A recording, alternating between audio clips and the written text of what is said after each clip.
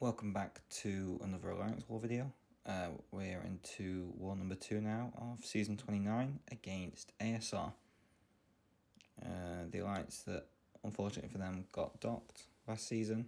But yeah, they look like they're coming back for a vengeance this season. They seem to be doing alright. So, last war I noticed that I didn't pick an attacker tactic. I don't really think it makes much of a difference, especially with a team of Cable, Apocalypse and Human Torch. But hey, I may as well use it if they're going to give it to me, right?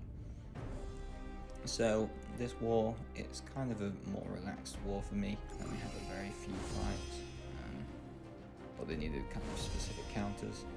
So you can give them path 8 here in section 1, so it's basically a backup path. Don't do any fights. Just use my energy, help people out a little bit, although they'd already done it themselves by the time I'd actually finished going out for the meal and stuff that I was out with. So yeah, we wake up the next morning, we come back into Alliance War after we've been cleared. I've put on a Human Torch Nova Flames pre-fight onto this Kitty Pryde. Very weird defender. Obviously for most people, the Kitty Pryde's going to be a great attacking option.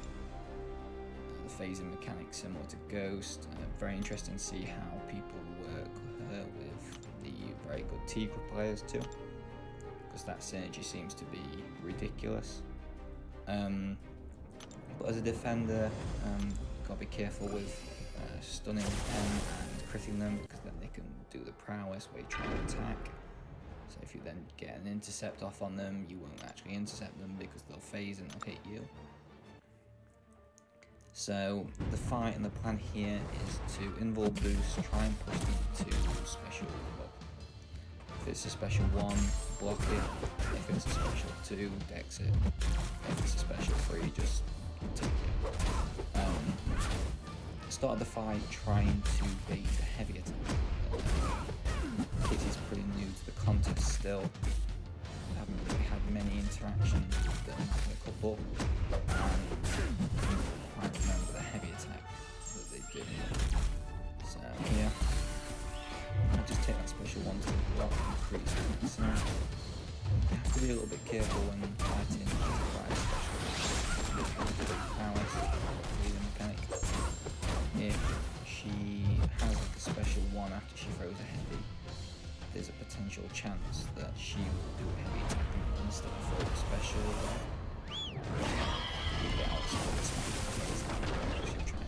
Punish a heavy attack. So there, just take one of the indestructible charges from the SP3, pretty easy again. Just kind of White Magneto on this is literally only for the attack bonus, because the passive stun actually hurts you against Kitty Pryde because it doubles the amount of prowess she gets per stun. So it's not really helpful. Here, I could have done this more though, but by the time I'd finished speaking to the officers, my indestructible booster ran off and there was no White Magneto pre-fight onto it. So I didn't bother, we let somebody else do it, and I moved up to path 2 in section 2. It's been a long time since I've done this path, and I know Kabam updated the nodes. So this is the one now where they have some, it's like strike penetration or block penetration or something. So if you give them too many of them from not doing your proper combos, then it hurts a lot more. This Alliance War wasn't good for GT40. I probably should have spoke about it at the start of the video, but we had a very, very poor start, including a mistake from myself directing one of the people that we have and basically send them to the death. We had a very, very, very poor start. I think it was like 2 or 3 deaths in the first 10 fights, so really not up to the normal standards that this alliance kind of upholds. But here, as you can see, using an advanced power boost and some mutant power back boost with Apocalypse, bringing Cable in means that I automatically start with the 4 Apocalypse charges, so even if I want to hit them into the block, it's fine.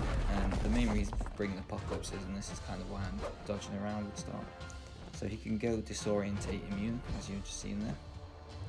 So now we can do the barriers, things where his node would not be coming to play. that doesn't affect me anymore. Here I thought I counted the combo right, just dropped it a little bit short of the second bar power, and that was what I wanted. So here, as we reset the combo, we can kind of do what we want here. Just trying to use a heavy attack to refresh the debuffs. Here, I don't know why, it seemed a little bit weird. Using Apocalypse, the dexterity did seem a little bit different. Not awful, but just a little bit different. So whether it is maybe an XL champ thing or something, I don't know. I've not really noticed it with Sigma or anything else. It just seems to be. But again, I kind of figured that out pretty early on, so I know exactly what to do to avoid it. And as you can see, these special tools rock and roll, especially as Nick Fury. Pretty much guaranteed another special 2. Here, just trying to bait out Nick's special 2 and finish the fight as quick as I could with as much health as I could. So just over a minute, just under a minute and a half even, and that Nick's down. If you didn't watch your combos right and he started to block quite hard in the second life, I imagine that's probably why they placed him there.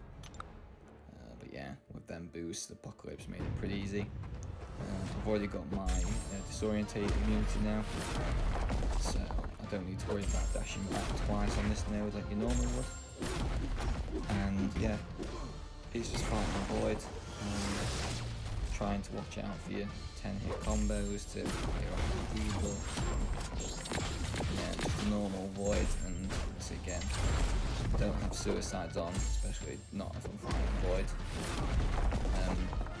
And even so, the amount of power back that I'm getting from just having a reason boost on, with how boosted I am and how hard Apocalypse hits on his specials anyway, it's kind of a bit easier. Here, again, I don't really care at this point, it's the last time I'm going to be using Apocalypse in the war. I'm not bothered about his health, or taking special attacks to the block. Finish the fight off here. The only thing that I had left to do in this war was just to place the Horseman ability on the Vision Arcus. And as you can see there, unfortunately the bad start didn't get any better, and we lost. Good war to ASR, good luck for the rest of the season.